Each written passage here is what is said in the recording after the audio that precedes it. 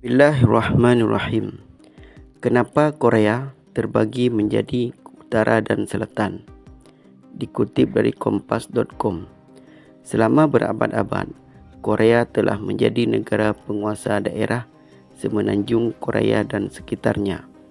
Namun, semuanya berubah sejak Jepang menyerah tanpa syarat kepada sekutu.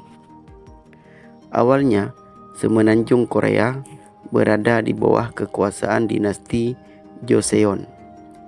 Selama kurang lebih 500 tahun, kekuasaan ini berakhir saat Jepang menduduki wilayah Korea sejak 1910 hingga 1945. Kekalahan Jepang dalam Perang Dunia Kedua menumbuhkan semangat orang Korea untuk memerdekakan diri dari segala bentuk penjajahan.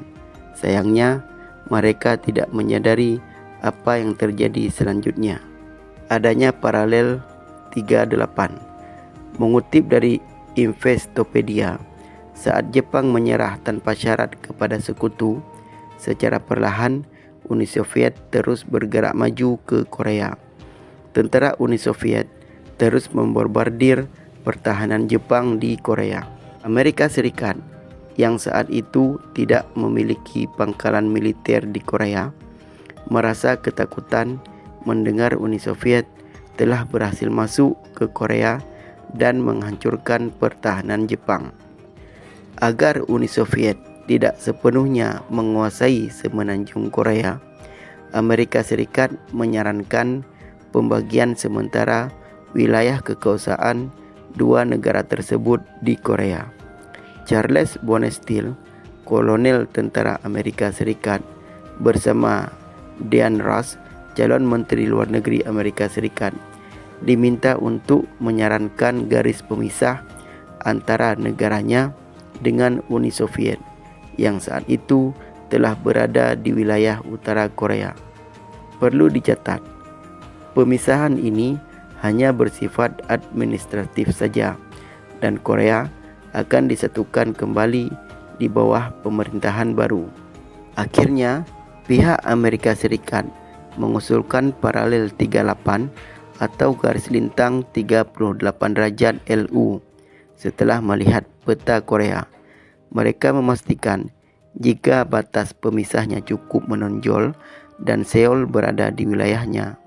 Usulan ini disetujui oleh Uni Soviet.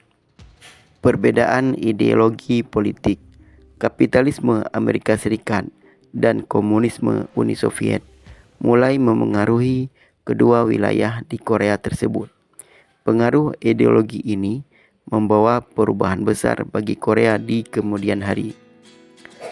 Pada 1947, PBB mengadakan pemilihan pemerintahan di bagian utara dan selatan Korea. Namun, pemilihan ini tidak berjalan lancar karena Uni Soviet memblokir sistem pemilu di bagian utara Korea. Hal ini semakin diperkuat dengan diangkatnya Kim Il-sung sebagai Kepala Republik Demokratik Rakyat Korea oleh Uni Soviet.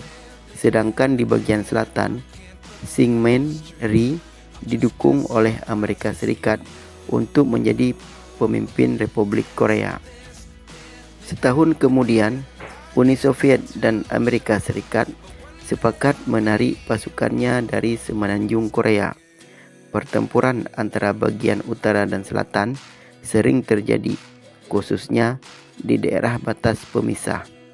Pada pertengahan 1950, DPRK beserta Uni Soviet menyerang ROK untuk menjadikan kedua wilayah ini satu di bawah ideologi komunisme. PBB yang mengetahui hal ini tidak tinggal diam. Amerika Serikat beserta pasukan 15 negara lainnya datang ke Korea Selatan sebagai bala bantuan. Pertempuran berakhir dengan gencatan senjata yang akhirnya memunculkan zona demilitarisasi. Tidak hanya itu, sepanjang paralel 38 dijaga ketat oleh pasukan militer kedua negara. Dilansir dari History, Korea Selatan dan Utara telah menjadi negara yang berdiri sendiri. Korea Selatan yang dikenal dengan budaya K-pop dan pertumbuhan ekonomi yang pesat. Sedangkan Korea Utara yang dikenal sebagai negara terisolasi dengan tingkat pertumbuhan ekonomi yang rendah. Tidak hanya itu, perbedaan ideologi kedua negara ini masih bisa dilihat dengan jelas.